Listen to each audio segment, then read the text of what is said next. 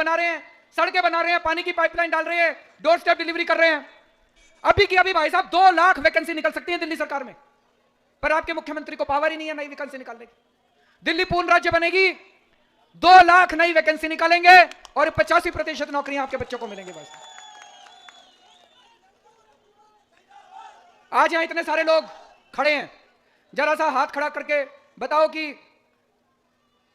अपना घर किसका है, घर के मालिक कौन कौन है, अपना घर जिसका, और किराएदार कौन कौन है, जरा हाथ खड़े करके बताओ।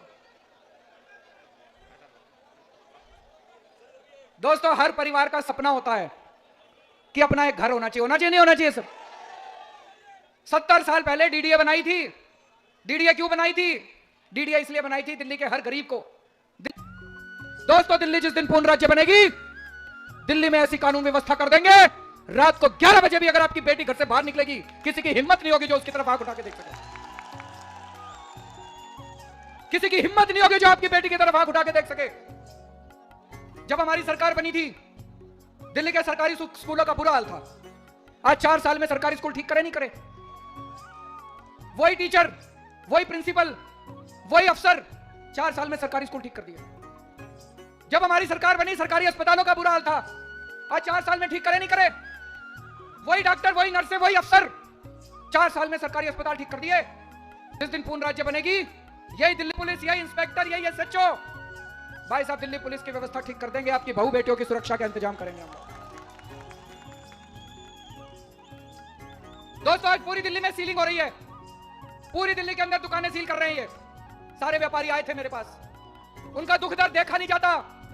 लोगों के घर बर्बाद हो गए, बेरोजगार हो गए, हजारों लाखों लोग बेरोजगार हो गए। ये मेरे बस की बात नहीं थी केंद्र सरकार को पास करना है। मैं 10 बार केंद्र सरकार के पास गया अपने व्यापारियों को लेके। मैं रोया, गिड़गिड़ाया, पैर पकड़े केंद्र सरकार के। मैंने कहा मेरे व्यापारी हैं, उजड़ रहे हैं, मेरे व्यापारी बचा लो इनको। केंद्र सरकार नहीं मानी। केंद्र सरकार को 1 लाइन का कानून पास करना था, 1 लाइन का ऑर्डिनेंस पास करना था कि दिल्ली में जो दुकान जहां है वो वहीं रहेगी, उसको सीलिंग नहीं किया जाएगा। बस 1 लाइन का कानून पास करना था। केंद्र सरकार नहीं मानी। आज दिल्ली पूर्ण राज्य होती, 24 घंटे के अंदर दिल्ली में सीलिंग बंद करा देता मैं। आपके बच्चे 12वीं पास करके निकलते हैं, उनको कॉलेजों में एडमिशन नहीं मिलता। क्यों नहीं मिलता कॉलेजों में एडमिशन? दिल्ली का एक बहुत बड़ा कॉलेज है, नाम लेना ठीक नहीं है यहाँ पे। पिछली साल उस कॉलेज में 150 सीट निकली, 150 में से 140 सीट तमिलनाडु के बच्चे ले गए। अगर दिल्ली के बाहर के बच्चे सारी सीटें ले लेंगे तो हमारे दिल्ली के बच्चे कहां जाएंगे? दिल्ली के बच्चों को कॉलेज में एडमिशन कौन देगा? 85%। हमने कहा 85% सीट दिल्ली वालों की होनी चाहिए, नहीं होनी चाहिए? हाथ खड़े करके बताना। 85 दिल्ली वाले का मतलब जो दिल्ली में वोटर है। दिल्ली वाले का मतलब जिस बच्चे ने 12वीं पास दिल्ली से करी है, उनकी 85% कॉलेजों में सीटें दिल्ली के बच्चों की, जिसने 12वीं पास दिल्ली से करी है, उनकी रिजर्व होनी चाहिए। होनी चाहिए, नहीं होनी चाहिए? 4 साल पहले मैंने मोदी जी को चिट्ठी लिखी थी। मैंने कहा मैं दिल्ली में नई यूनिवर्सिटी खोलना चाहता हूं, मैं दिल्ली में नई कॉलेज खोलना चाहता हूं। भाई साहब 4 साल हो गए, अभी तक परमिशन नहीं दी उन्होंने। जिस दिन दिल्ली पूर्ण राज्य बनेगा, 2 साल के अंदर इतने कॉलेज और यूनिवर्सिटी खोल देंगे, आपके फर्स्ट डिवीजन वाले को, 60% वाले बच्चे को भी अच्छे कॉलेज के अंदर एडमिशन मिलेगा। आज दिल्ली में हमारे बच्चे बेरोजगार घूम रहे हैं।